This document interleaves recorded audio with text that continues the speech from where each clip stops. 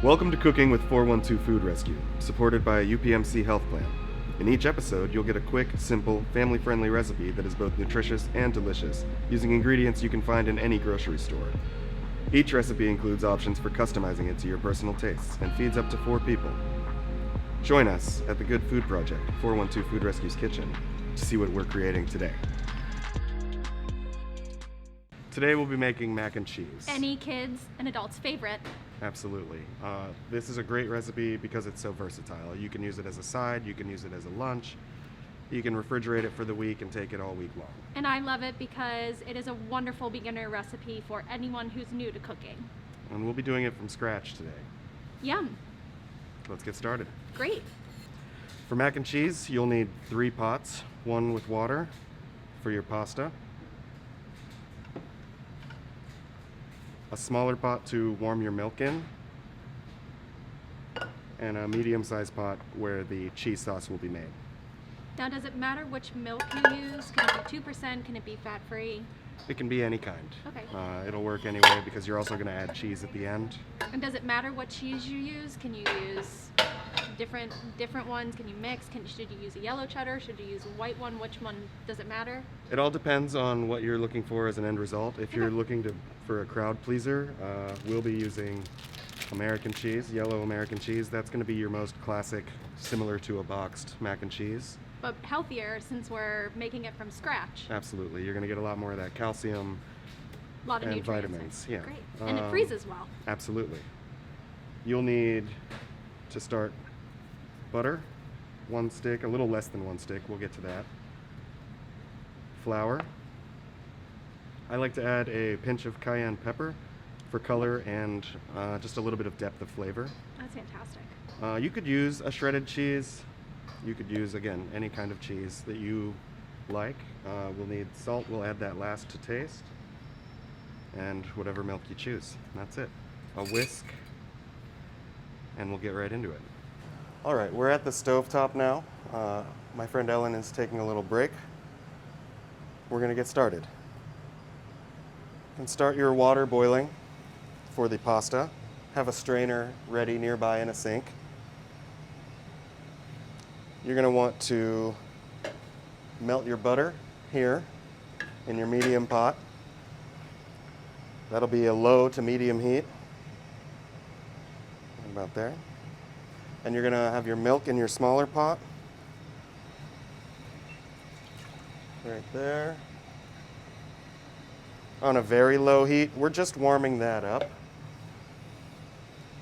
so it doesn't shock when we add it to the roux that we're going to make. This cheese sauce that we're making today is a classic French bechamel.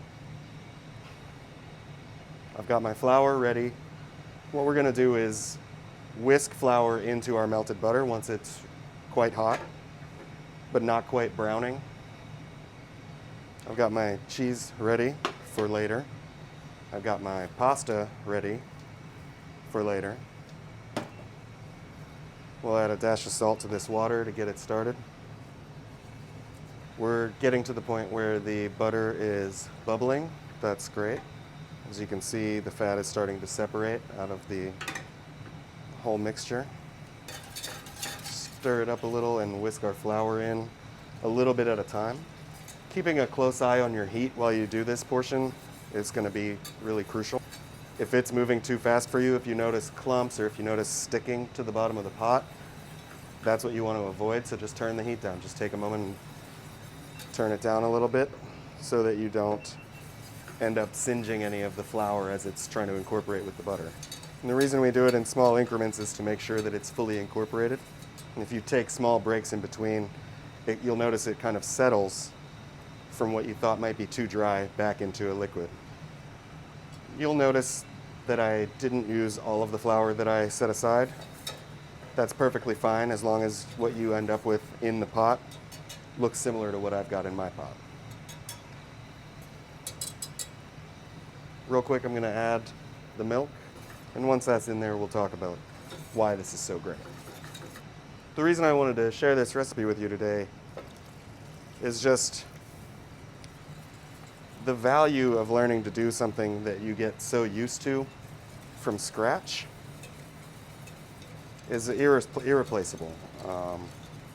If you have butter, cheese, milk, and flour in your house, you can do this, and it takes pretty much the same amount of time as it would from the box.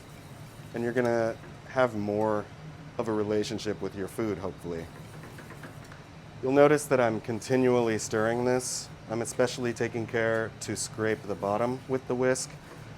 What you'll find is the flour that's not incorporated will want to become a sediment at the bottom, and that will try and stick to the pan and get heated up first.